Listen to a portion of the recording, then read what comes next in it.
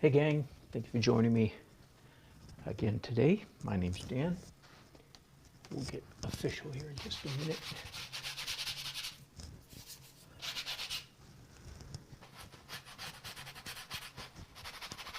I'm applying very subtle glazing right now, various colors. I did some ultramarine blue on these window areas, and now I'm doing just one of the most beautiful colors when it's rendered as a transparent glaze. Just, I almost as a rule, I apply some amount of permanent rose to almost all my paintings late in the glazing, in one of the last glazing stages. So I did that already. Now I'm doing added Indian yellow, which is another color that's just beautiful in its transparent state. One question would be, is it ever, let's see if I can get my monitor up and running here. Seems to be stuck. One question would be, well, if you watch me, you may remember that pretty much every day, if you will, every day that I approach a painting again and everything is underneath is already dry. Hello, Uncle. Yeah, it is crazy. I was thinking about that a minute ago. They banned a video I did. I'm hoping that I can go in, that they give me the option of able to do that yet for the other night.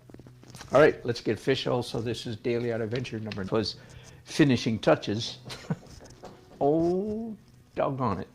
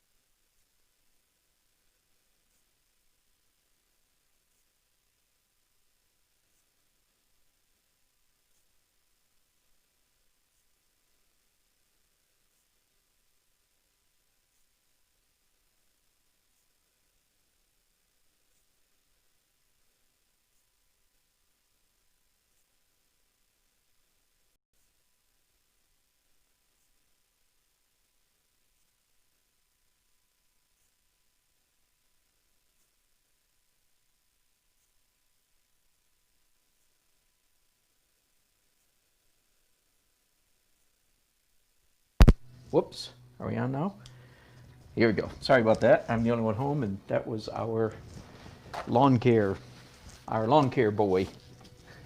Sorry. Anyway, can you do a fresh glaze? And I'm getting a notification that my internet is slow. That's aggravating. I'm just going to keep going. I'm sorry. So if I'm cutting out, that's why.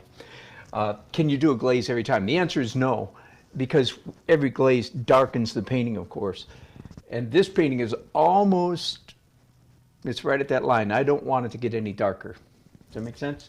So yes, I think it is possible to glaze it too many times. Even me, because I'm crazy about glazing, as you know.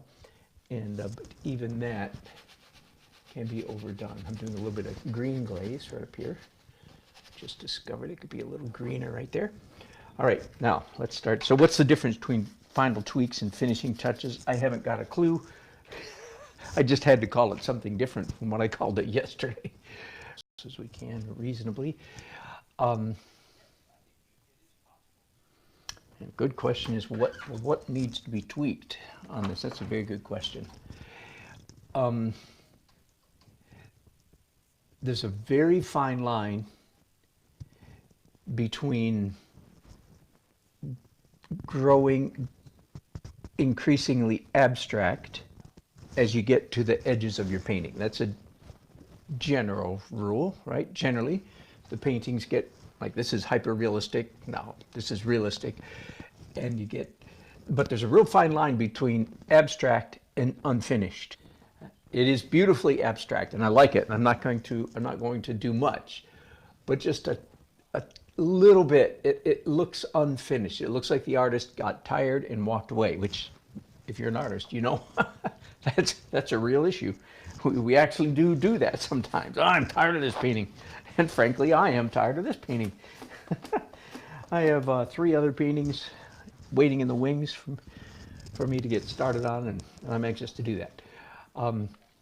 So I'm just going to do a little bit here, and then a little bit on his hand. I think my bride and groom are good. Let me zoom you guys in, pick you up and show you up close. Whoops, hang on just a second. There we go. All right, so there's Randy is her name. Toan is his name. And I'm quite happy with how they turned out. So bear with me, I'm going to get you back on your perch. By the way, I have you set the camera, typically, as you can see, on a very high angle, because I'm looking up to you there. I'm average height, 5'9½", something like that. Because if you're lower than that, you get much more glare, so that I'm trying to avoid glare. That's why you're so high, just in case you wondered. And then white on her dress. That is, maybe I should start there. I talked yesterday quite a bit about how to paint white stuff. And the short answer is use anything but white. I'm exaggerating. Let me get more specific. How do you paint white stuff? Well, like Dan Nelson, the answer is layer, layer, layer, layer, layer, layer, layer, layer, layer. Only your very, very, very final touch is anything close to white. And in fact, you can almost see my photo reference up here. That's just, understand that it's a laminated photo up there. It's laminated because the lamination glossy plastic makes the colors pop. Okay, that's all, just a trick. I bought just a home office laminator about 2 or 3 years ago. One of the best $150 I ever spent. Used the heck out of that thing. Just love it. All right, so how to paint white stuff.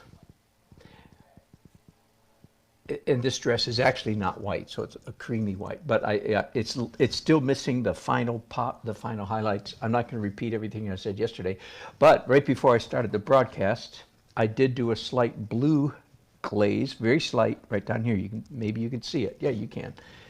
Slight ultramarine blue down here, partly so that the focus, right? I don't want. Here's the focal point. That's obvious. And I don't want white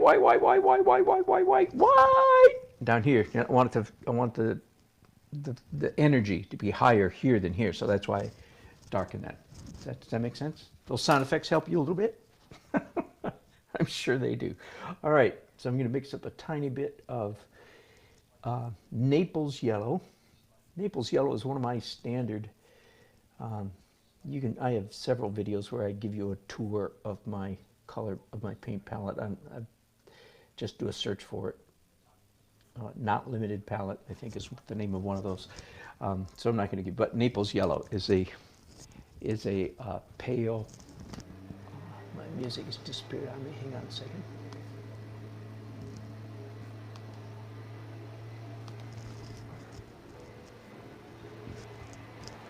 One of my nice. It's like a pale yellow ochre. All right, so once again, I'm looking at the photograph for, boy, that's white. It might be too white. Look at this tongue painting here. Tongue painting. Here I am doing it. All right. Every rule can be broken. By the way, for those of you, for my old followers, and by the way, was it Bonnie sent me a donation on PayPal last night? Thank you so much. And I'm sorry if I don't have your name right. I'll have to go and look.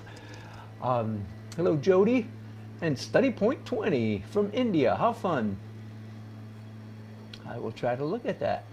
Ritik Sharma, fan follow. That's sweet. Appreciate it.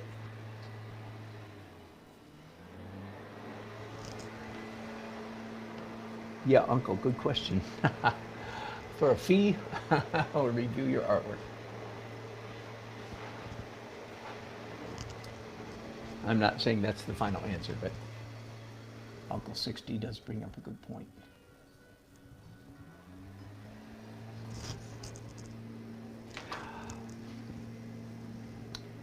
I was starting to talk about something.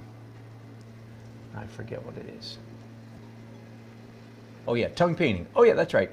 I was saying for every rule, the rule is don't do tongue painting. You know, this grip, this death control grip, especially with a nice little super red sable. That's the ultimate, right? But I've got to admit, I did some of that on her face because at this size, I just don't know any other way to get the job done. So that led me to every rule can be broken. Okay, so then that led me to I am finally, after a 3-year hiatus, I'm not kidding, I didn't touch my book, sadly, for 3 years. I am finally working on it again, and I'm quite excited about it. It's going to take me a long time. I'm on page 42, I think, out of probably 250 pages, full color pages. But the name of the book is The Breakable Laws of Painting.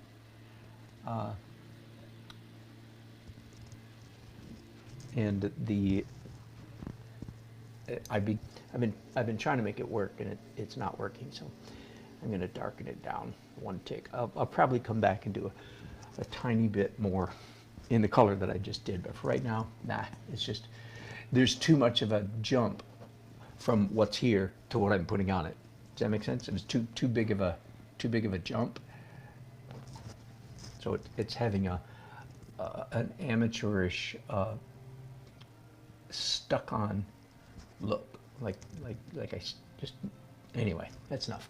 All right, so breakable laws of painting. Every rule can be broken. I start the book by discussing there are no laws, there are no rules to painting. That's what some teachers say, right? You've heard a teacher or 2 or 10 say that. There are no rules. And then typically they say something like, you tell me a rule and I'll show you a great painting that breaks that rule. As if the exception proves that there is no rule. Okay, and forgive me, I'm repeating myself. If you've heard this rant before, you can tune me out for a minute. But teachers, art teachers who say that, one of two things: either they're just not good with language, they're not linguistic. No shame in that. Nobody's good at everything, but either they're not linguistically skilled, so they don't recognize there are rules, and it's real easy to discern if you find a teacher said and it's real simple. If their paintings are ugly, then they really think there aren't any rules. That's why their paintings are ugly. Okay, it must be said. By the way, just because somebody just because somebody is an art professor at a university does not mean they're a good painter. In fact, never mind. That's as mean as I'm going to get. I'm just going to leave that right. Some people are not accustomed to subtle linguistic subtleties, so they're blunt. There's no rules. Okay, well, there are rules. Anyway, the next question is, so how do you know when it's time to break a rule? And it's actually quite simple. You break a rule when there's a countervening rule. What does countervening mean? Okay, when there's an opposite rule, when there's a rule pushing you in the opposite direction. When you have 2 rules pushing in the opposite direction, one has to give in. So every rule can be broken, including the one about no tongue painting, right? When you're doing a realistic portrait the size of a quarter, you have to do tongue painting. All right, so that's enough. Let's talk about white and white fabric.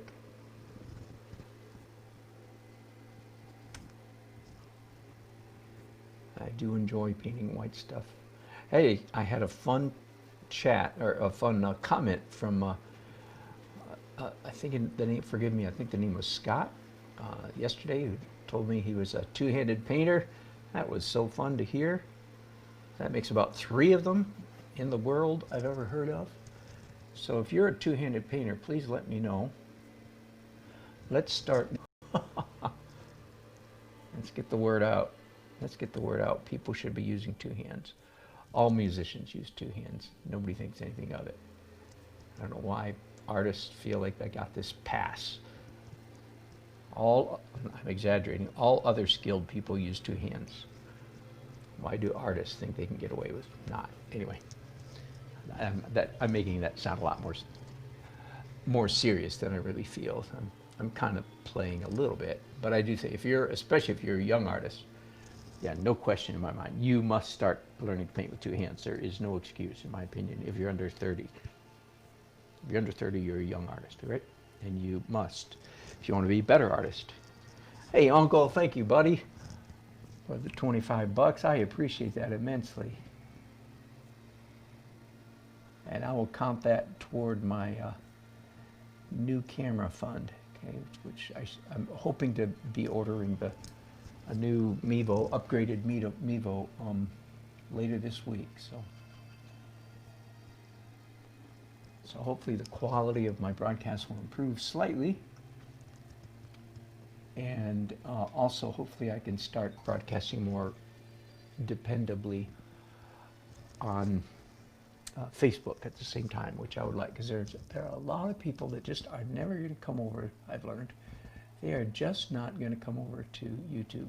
You know, we all get in our little tracks, our little grooves, and some people are just not going to leave their groove. Get a little bit of highlight on this lovely bride's arm. Yep. Now, oh, you know what? I need to do a little bit of highlight on her face too. Now that I did that, I'm going, oh, wait a minute, and his too. Oh, and on her hair.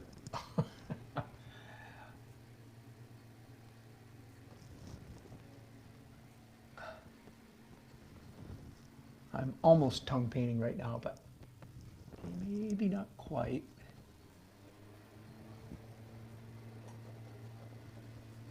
Now I'm tongue painting. Look at that. All right, let's do a little bit of highlight on her hair. She is, of course, as every wedding painting, the bride is the focal point. And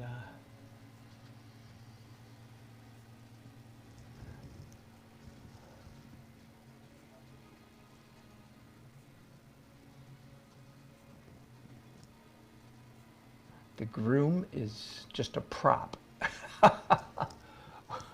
All you grooms to be, I mean, pay attention. Remember, this is her day. You're just a prop. You get the benefit of marrying the beautiful woman, but she gets the benefit of being the star of the show. Aha. There we go. I'm going to do that again. By the way, here's a little trick. Haven't done it in a while. Put down paint, then smear it. In this case, did it with my thumb. Then put more paint down. And in fact, this time I'm going to actually smear it twice, and then put down more paint a third time. The trick is paint, then smear, then paint again. The paint again is what? Same thing down here. I did that very thing yesterday here on the edge of her dress. There was a lot of wet paint there. And I just smeared it with a brush that time, not my finger. I'll do the same thing to his collar. Whoops. By the way, can you see that? So that's too much. No panic. I mean, boy, practice what I'm preaching in. There we go. It's so easy to fix because you just continue to rub until it's back where you want it to be. Make sense? Go ahead and do too much, and then back it off from there a little bit. All right, now, I darkened the color of white, the very light pale cream color. Now I'm going to, I've added made it a little bit lighter again, add a little bit titanium white to what I was doing, and I do want to come in here and just do a few highlights I'm going to get on this dress, because in fact the dress is not white, it's actually cream colored.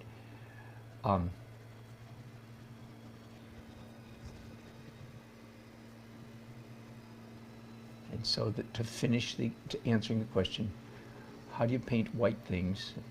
Yes, you do use white. I'm calling this white, even though it's not. It's actually warm, very warm white. You do use the white color eventually, but this is probably the 12th, 13th, 14th, 15th layer on the dress, okay? So you don't use the white until late in the process. All right, let me step back. I think that's pretty good. I'll change my and do. There's a cake over here. It needs a little bit of attention.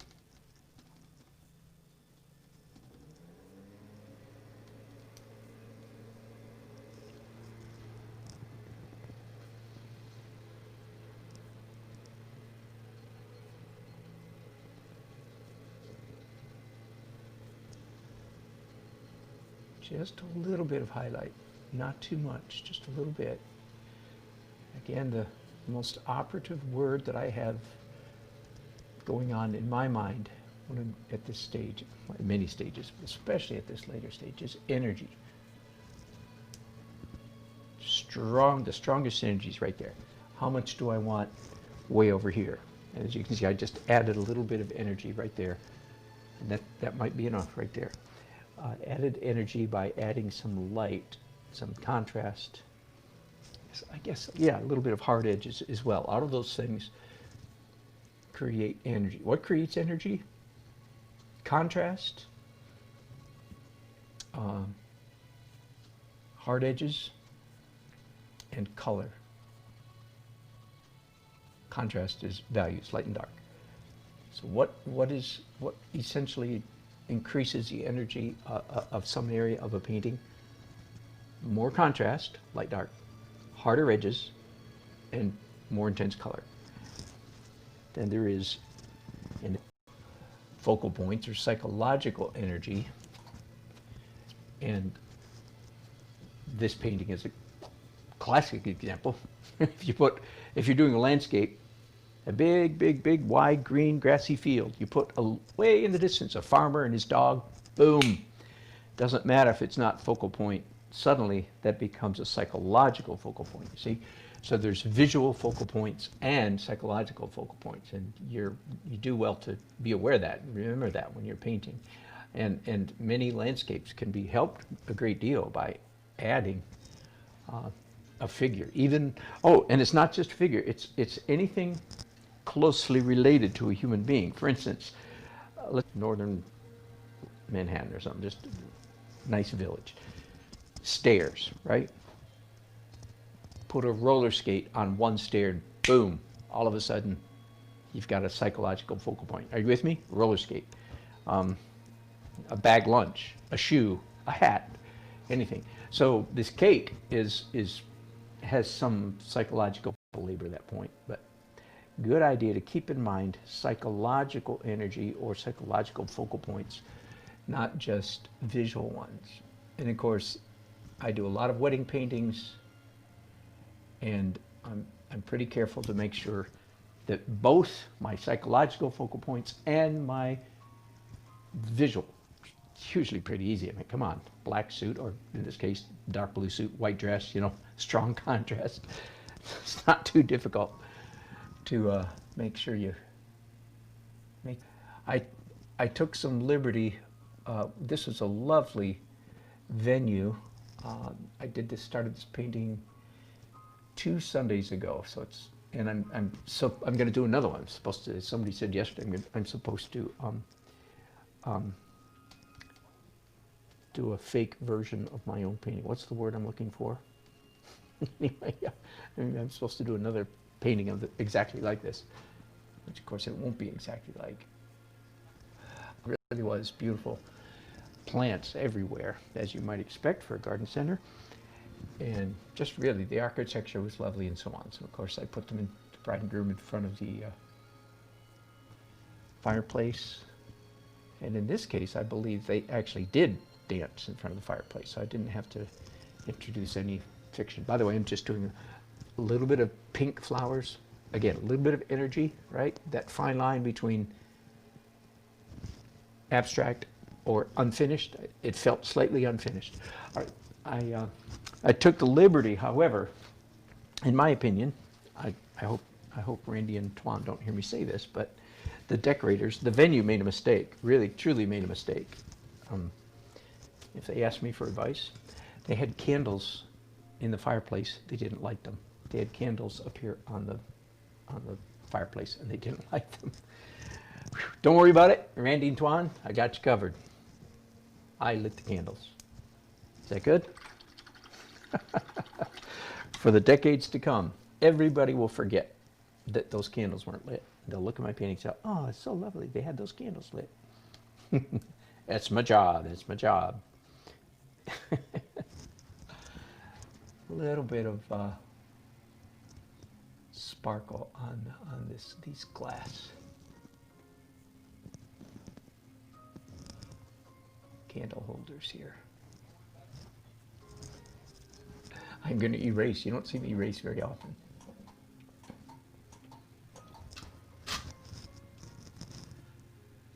Warmer, a little bit more Naples yellow in it.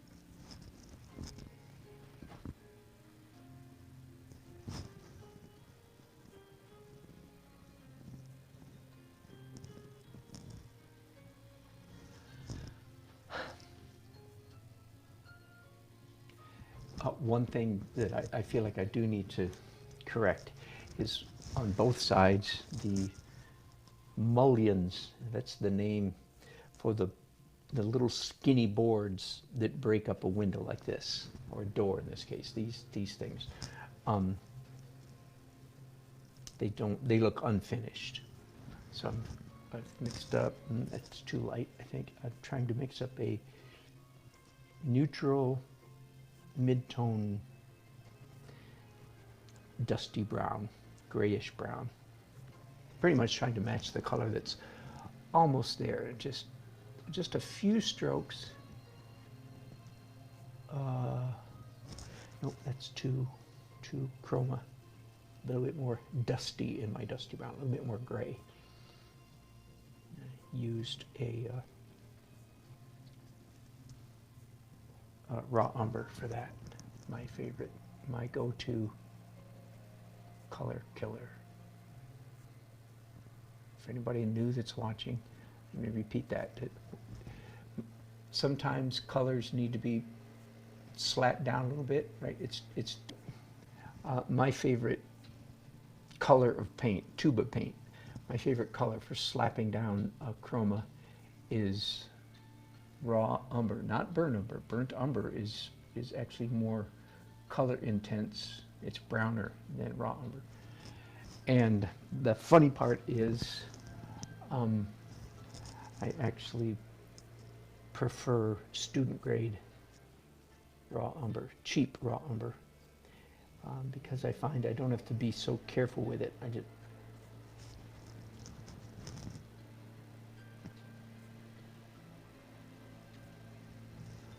Nothing wrong with some student paints. I'll tell you what's wrong, why they're student grade. The basic reason is low pigment content. That's what makes a student grade paint, mainly a student grade paint. You do want to watch out for light fastness. That is important. But other than that, nothing wrong with using a paint. Nothing wrong with using a cheap paint with low pigment count.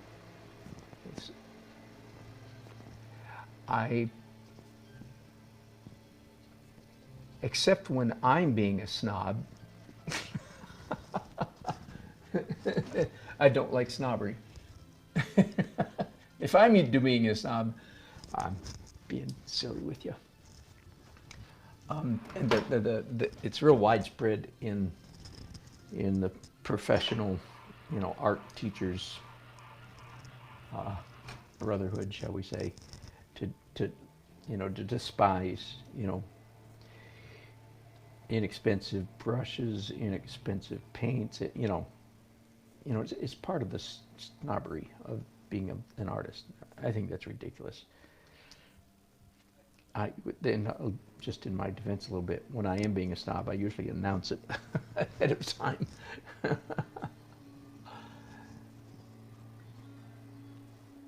Here's a definition, by the way. Here's a little tangent for you. I came up with this definition years and years ago, and it's stood the test of time pretty well. Here's what a snob is, actually. I don't mean in the dictionary, but here's my definition, the description of a snob. A snob is someone who identifies themselves. It's part of their actual personal identity is determined by what they despise. It's stuff that what they look down upon. Then that's a snob. And in my opinion, it's not a good idea. Almost never a good idea to identify yourself by putting other stuff down.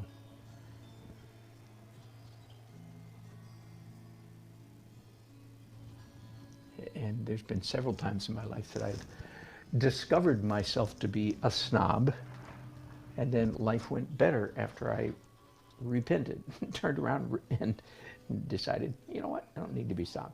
For instance, when I was in my early to mid-20s, I moved from Michigan, where I had mostly grown up, to Texas.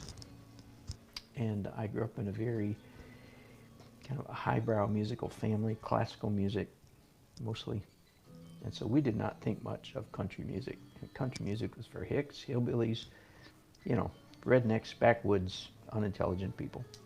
I mean, isn't that the truth? I'm kidding, I'm kidding. Hello, Utah rail surfer. All right, thank you, I will do that. So I disliker, I won't say hater, but, you know, snobbish tendencies. Moved to Texas. Well, that's not going to go real well, you know. I mean, by the way, they have, there's no shortage of classical music practice and tradition in Texas. So don't fall for that caricature. There are plenty of classical violin teachers across Texas, just in case you want to know. But anyway, I didn't think on a girl on a date fairly early, nothing serious, just a good pal date, fun time, to a rodeo. Big, it used to be called the Fort Worth Fat Stock Show. Now I think it's just the Fort Worth Stock Show, but huge, one of the big, I think the three big radios, the three big radios in North America. This used to be the case, I don't know if it is still or not, but the three big rodeos in North America were the Calgary Stampede, the Houston, I don't know what they call it, Stock Show, and the Fort Worth Fat Stock Show. Again, that's traditionally. I don't know, somebody from down in Texas will let me know. Anyway, it was a big deal. I mean, really, really big Coliseum, you know, made just for the rodeo and so on, big. So I was being saturated in this Texas culture, and of course they had, and somebody, or was it Robin? It was not Tex Rader, I'm sorry. Anyway, it was one of the old, I think he's still alive, or at least, anyway, classic country western bands. And so it was the first time I'd ever been to a live country music concert. And pretty much all my anti-country music snobbery went out the window that one night, because I looked at these people playing and thought, you know what? They're pretty intelligent. There's nothing half-witted, backwoodsy about them. They're a pretty sophisticated bunch. Because I'm a musician, so I recognize, you know, skill, sophistication. Like, wow. And they were fun. And it was just, they were good human beings. It was so much fun. And it was so much fun not being a country music hater anymore. You know, this usually like two possible poles in music are country on one and an opera on the other. My guess there's a lot more of you that are tempting you. In the art, two opposite poles might be super realism and abstract. You might despise one or the other. Not really necessary. Really not necessary. Anyway, I sound like I'm preaching at you, don't I? Let's get off that subject. That's no fun. There's a bench here in the shadows in the background of this, not the background, but you know, toward the edges of this painting. And I want to do just a little bit more again, the fine line between abstract and unfinished. Some of this feels unfinished. It would be, by the way, I don't know if you can catch from what I'm saying, it would be, hello, Nicholas Brown, nice to have you on board. It would be very easy to overdo. Oops, there's my, hang on, there's my lawn boy again. Be with you in just a second.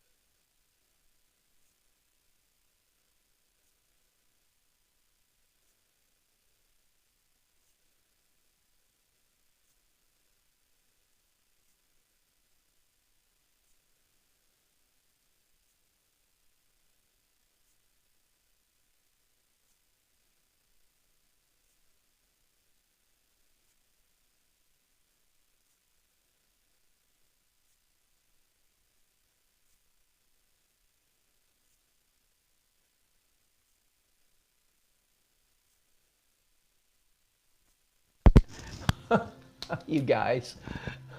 No sound. Oh my goodness.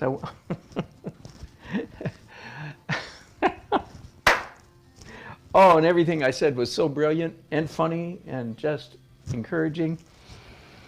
Oh boy. Yeah. TRC 450. Yes, it actually wasn't the signature rant. I was talking about how you don't need a big fancy easel to be a good painter, but sorry. Even with my monitor in my ear, I failed to notice I wasn't hearing anything. Oh, can you believe that? Lord help us. That boy needs some help, doesn't he?